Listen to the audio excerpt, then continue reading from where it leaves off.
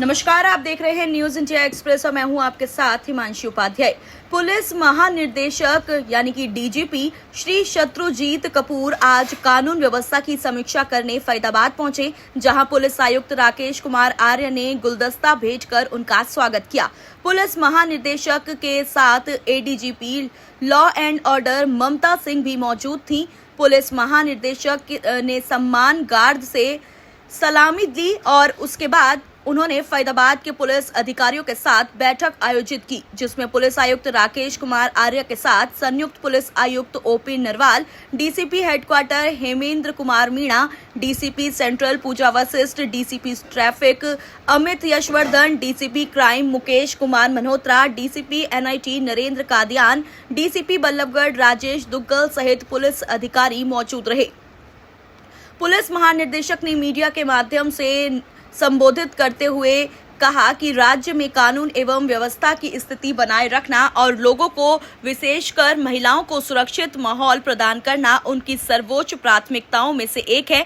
महिलाओं में सुरक्षा की भावना पैदा करने के उद्देश्य से राज्य में जल्द ही सेफ सिटी परियोजना शुरू की जाएगी, ताकि महिलाएं अपने आप को कार्यस्थलों, शैक्षणिक संस्थानों और सार्वजनिक परिवहनों में पूरी तरह से सुरक्षित महसूस करें। उन्होंने कहा कि उनका उद्देश्य महिला में सुरक्षा की भावना को बढ़ाना है और उनके माता पिता की चिंता को कम करना है। इसके लिए रात के समय यात्रा करने वाली महिलाओं की सुरक्षा के लिए ओला, उबर और ऑटो चालकों का डाटा एकत्रित किया जाएगा। जो महिलाएं देर रात यात्रा करती हैं, वो 112 नंबर पर अपना रजिस्ट्रेशन करवा सकती हैं, जिससे पुलिस के पास उनका नंबर स्थायी रूप से फिट हो जाएगा।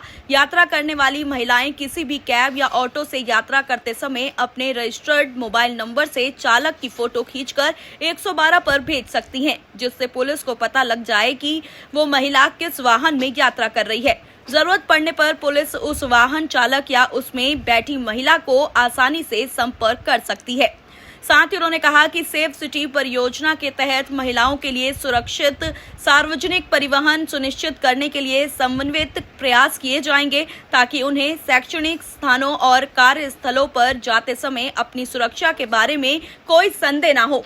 पुलिस इस उद्देश्य के लिए स्थानीय कैब यूनियनों, ऑटो यूनियनों और सार्वजनिक ट्रांसपोर्टरों के साथ समन्वय स्थापित करेगी और उन्हें महिला सुरक्षा के संबंध में सख्त निर्देश दिए जाएंगे।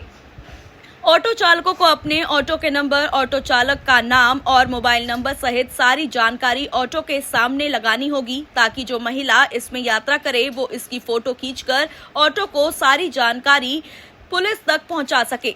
अपराध पर अंकुश लगाने के लिए बीट सिस्टम में सुधार किया जाएगा, जिसमें ग्राम प्रहरी उसके क्षेत्र में रहने वाले हर व्यक्ति की जानकारी रखेगा। ऐसा करने से पुलिस को अपराधियों की पूरी जानकारी होगी, जिससे उन्हें पकड़ने में आसानी होगी और अपराध पर भी अंकुश लगेगा।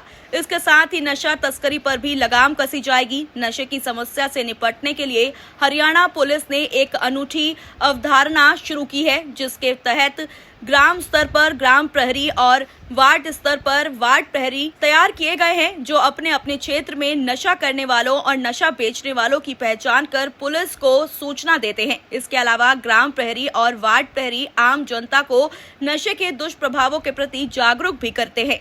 जो व्यक्ति नशे के चुंगल में फंस चुका है, उनके माता पिता से बात करके उनका नशा छुड़वाने का प्रयास किया जाएगा, ताकि वो भी समाज की मुख्य धारा से जुड़कर एक बेहतर जीवन व्यतीत कर सके।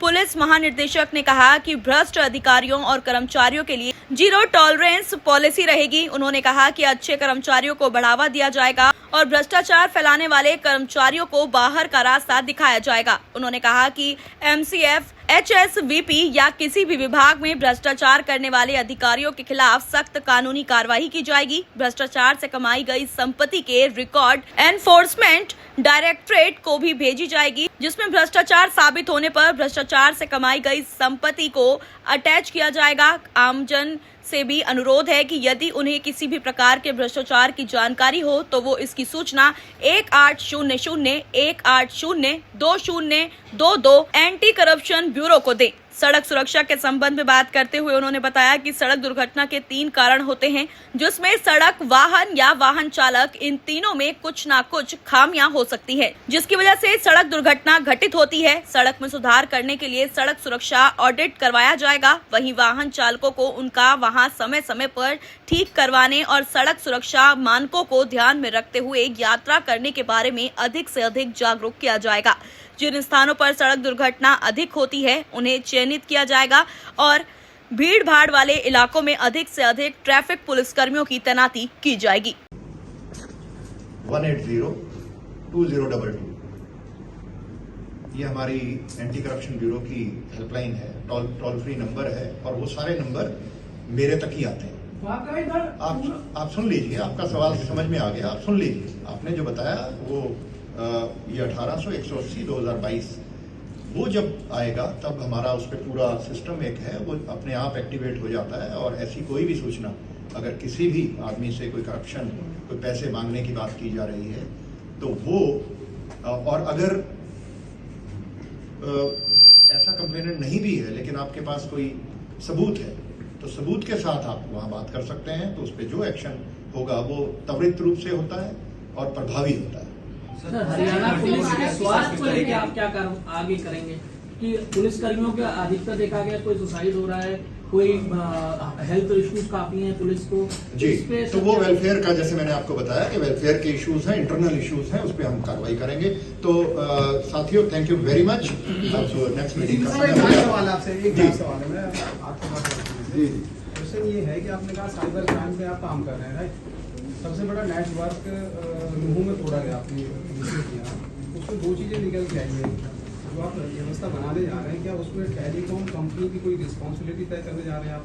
बिकॉज वहाँ पे बल्क में हमें उन सबका सहयोग लेना है।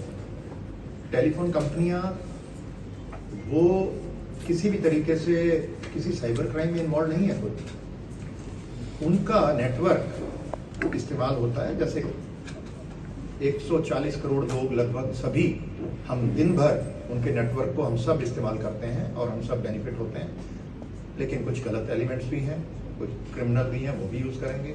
उनके पास कोई तरीका नहीं है ये जानने का कि जो आदमी उनका सब्सक्राइबर है वो गलत है। तो आपने जो शब्द इस्तेमाल किया, जिम्मेदारी तय करना, वो उचित नहीं है मेरे हिसाब से।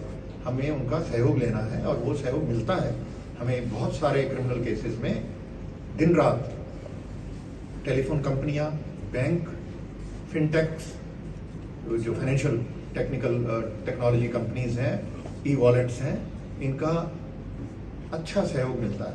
उसको और बेहतर करना है, तो ये हमारा एक गोल है। उस पर हमने शुरू किया है, क्योंकि वो एक स्टेट से जुड़ा हुआ नहीं है। ये चीज़ें बहुत सारी नेशन वाइड भी होनी है। उसके लिए गवर्नमेंट ऑफ इंडिया ने एक I4C करके एक सेंटर, बड़ा सेंटर है जो गवर्नमेंट ऑफ इंडिया में काम करता है, integrated command control centre for dealing with cyber crimes, और वो बहुत सारे काम वो लोग कर रहे हैं। उनकी बहुत सारी पहल चल रही हैं और बहुत सारी इंप्रूवमेंट आई भी हैं, उनके नतीजे और बेहतर निकलेंगे।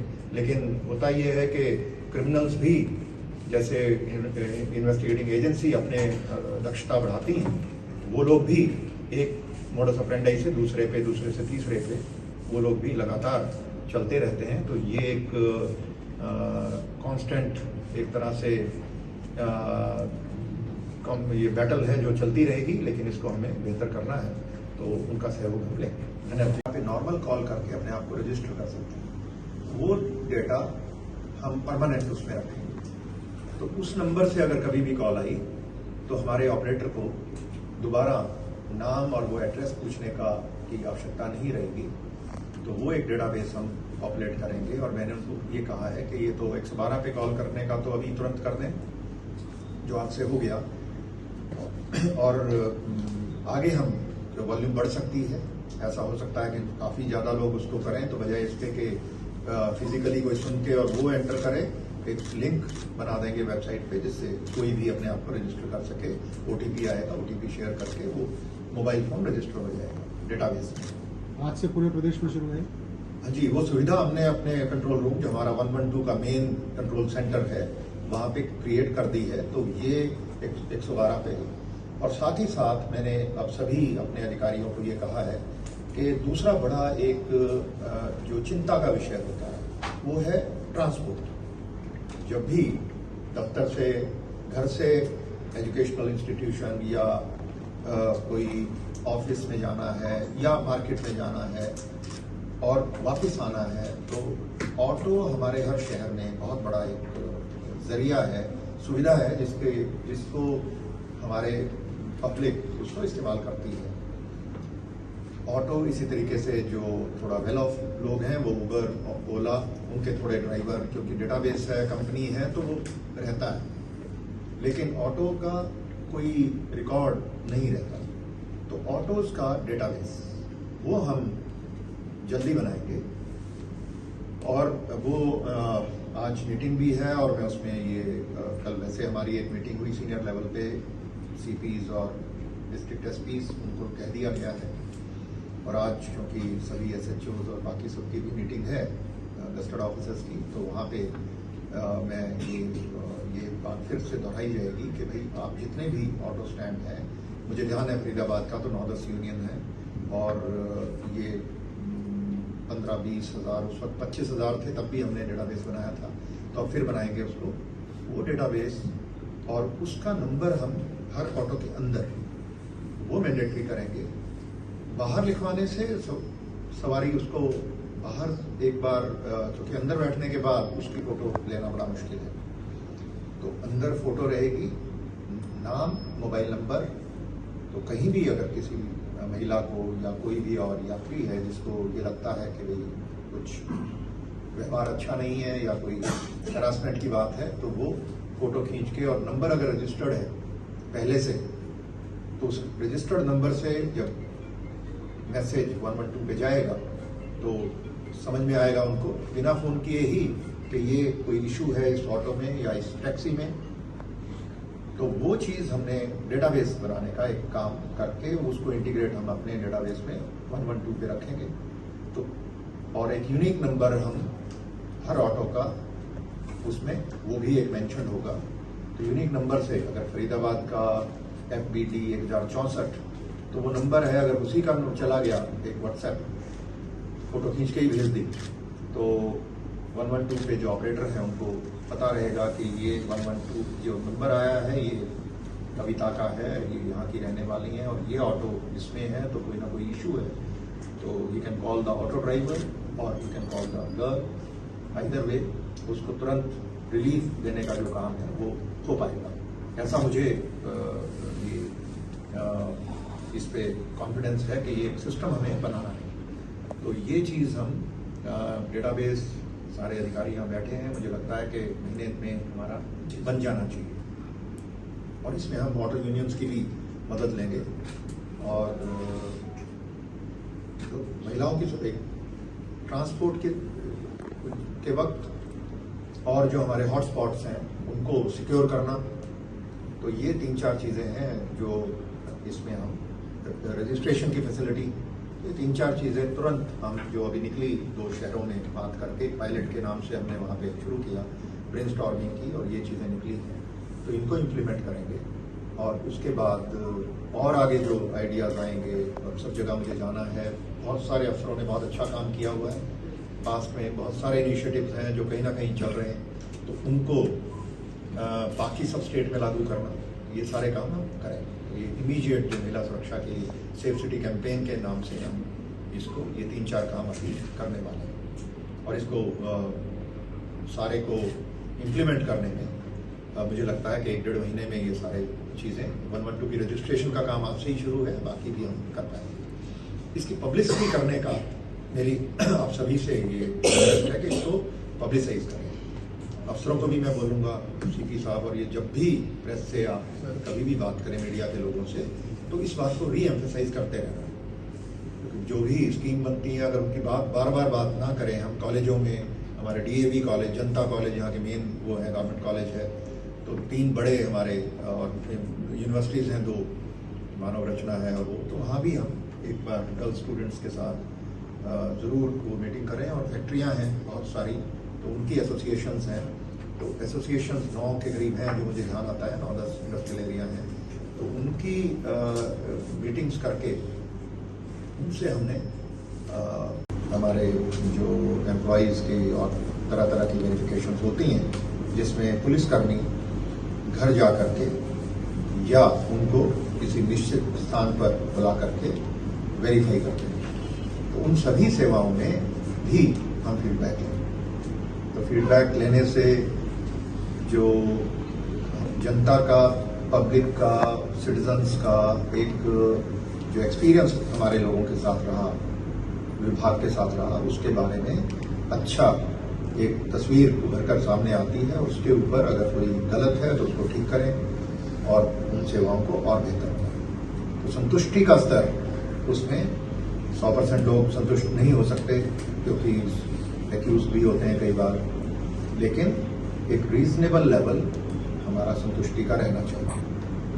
तो इसी कड़ी में ये भी है कि हम अपने जो रिटायर्ड अधिकारी यहाँ पे रहते हैं, ऐसे लोगों की भी मदद हम हमारे अधिकारी ले सकते हैं, उनको ये भी ऑप्शन भी है।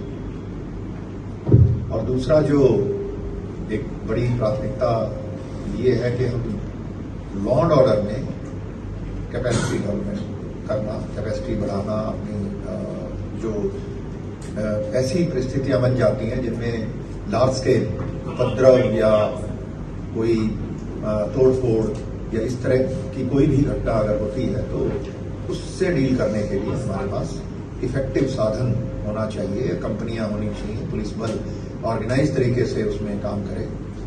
तो वो हमारा एक प्रायोरिटी रहेगी, जिसके लिए मुझे सभी जिलों से अभी बताया गया अधिकारियों ने कि वो कंपनियां बना रहे हैं लॉ एंड ऑर्डर के लिए, उनको स्पेशली ट्रेन किया जाएगा, उनको इक्विपमेंट भी अलग से दिया जाएगा।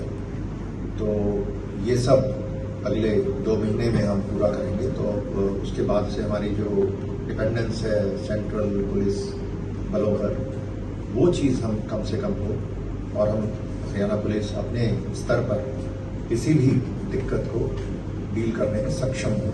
तो ये काम हम प्रायोरिटी पे करेंगे। साथ ही अगर कोई एंटी सोशल एलिमेंट है, कोई टेररिस्ट और इस तरीके की चीज़ें जिनमें या हमारे गैंगस्टर हैं, क्रिमिनल्स हैं, जिनको डील करने में कई बार आम लोग भी उसमें होते हैं, तो उनको डील करने के लिए स्वैट टीम हर जिले में एक बनाई जाएगी। कमांडो ट्रेंड हमारे जो जवान हैं उनको लेकर के अच्छा इक्विपमेंट, बेस्ट हथियार और बुलेट प्रूफ जैकेट्स, हेलमेट्स उनको प्रोवाइड किए जाएंगे और वो स्वैट टीम भी बनाने का एक काम शुरू किया है।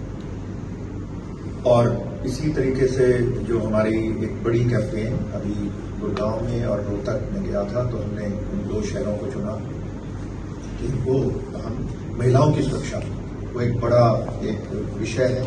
50% हमारे समाज में महिलाएं हैं और एक पेरेंट्स को हमेशा जानते हैं कि थोड़ी चिंता रहती है अगर कोई बच्ची घर से बाहर जाती है, नौकरी करती है, जब तक वो घर नहीं आ जाती, एक चिंता का विषय परिवार के लिए रहता है, पेरेंट्स के लिए। तो वो हम उस पे काम हमने शुरू किया है और बहुत सारे इन दोनों जगह पर मैं गया, ब्रेनस्टॉर्मिंग सेशन किया, बहुत अच्छे सुझाव उसमें आए हैं। उस पर काम हमने मीटिंग्स भी कर ली और काम शुरू किया है। और उसमें पहली चीज़ तो हम ये करेंगे कि जो आज से ही आप ये लिख सकते हैं, वो सुविधा उपलब्ध है कि 112, आप जानते हैं कि 112 नंबर एक बड़ा हमारा डायल 112 का सिस्टम पूरे प्रदेश में बना दिया गया है। 2021 में मुख्यमंत्री जी और गृह मंत्री जी के नेतृत्व में वो एक बड़ा काम हुआ और उसकी करीब 700 हमारी ERVs हैं, स्टाफ है जो फील्ड में तैनात हैं। और पिछले महीने की जब उसकी रिव्यू की तो 8 मिनट 28 सेकंड का एवरेज है रेस्पॉन्स टाइम, तो वो भी अच्छा है। तो उसमें ही उसी सिस्टम को और इस्तेमाल करेंगे हम। उसी में ये सुविधा आज से शुरू की है कि कोई भी महिला हो, वैसे मुख्य रूप से महिलाओं को ध्यान में रख के वो बनाया गया है, या कोई दूसरे भी लोग हैं, अगर मेल भी है, जिनको ये लगता है कि कभी ना कभी उनको 112 पे कॉल करके कोई ऐसी समस्या आ सकती है जो उनको जरूरत पड़े 112 पे कॉल करने की,